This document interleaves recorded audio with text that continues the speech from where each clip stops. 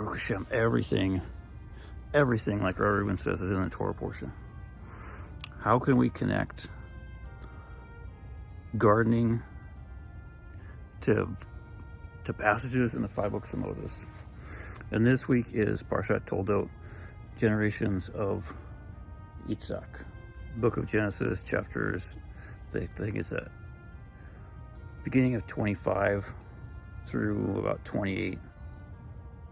Esau sells his birthright for a bowl of red stuff. I forget what verse it is. I think it's chapter 25, somewhere around verse 30 or 40.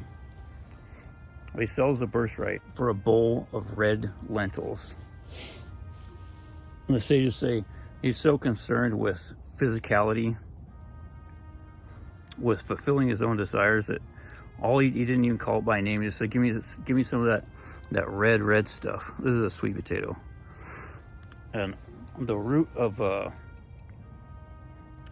and then the verse says, and therefore they called his name Edom, Aleph Dalet Mem, which is the root also for the word Adam, man, and it's also the root for Adamah, ground or earth.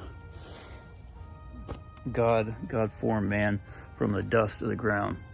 And so you say that Esau, was so concerned with physicality. God, in Scripture, in the 5 books of Moses, calls him by his flawed character trait that he refused to work on. So concerned with fulfilling his own desires, God called his descendants red, Edom. This is kind of orange, but it's close enough. And, this is a fruit of the ground, HaAdam. We also have some red garlic. Last year, we thought, this is how can we connect? This year, I thought, how can we connect when to plant garlic or when to harvest garlic in the book of Numbers, chapter 11, verse 5, in parashat Beha'alotecha or Beha'alotecha. That's a hard one for me to say.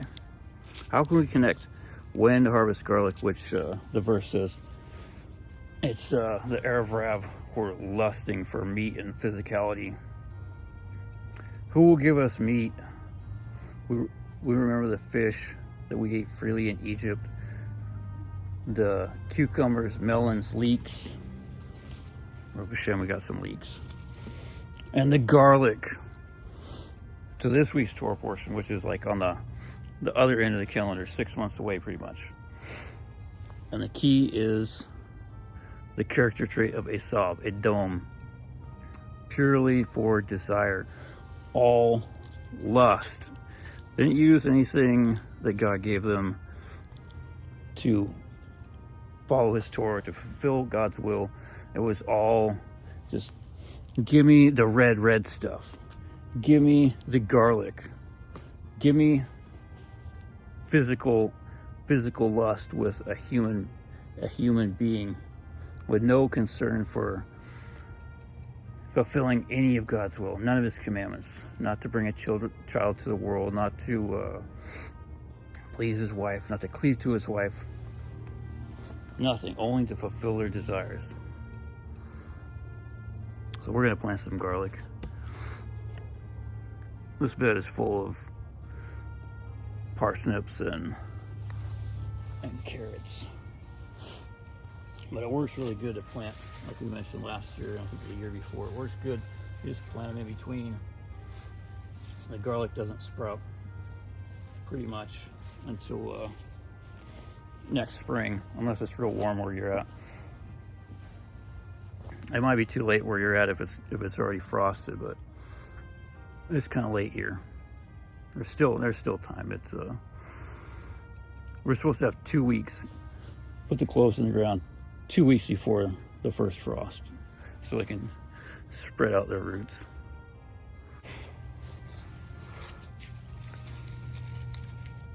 I loosen the dirt a little with a spade.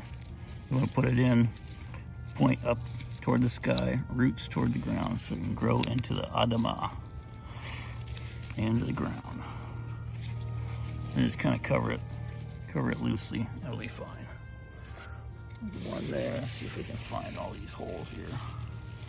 There we go. If it frosts, if you get hard frost where you're at, you want to plant them kind of deep so they don't heave out of the ground. And big cloves make big heads of garlic, but sometimes bigger is not better. Sometimes when they get so big, they don't dry right and they get all crusty.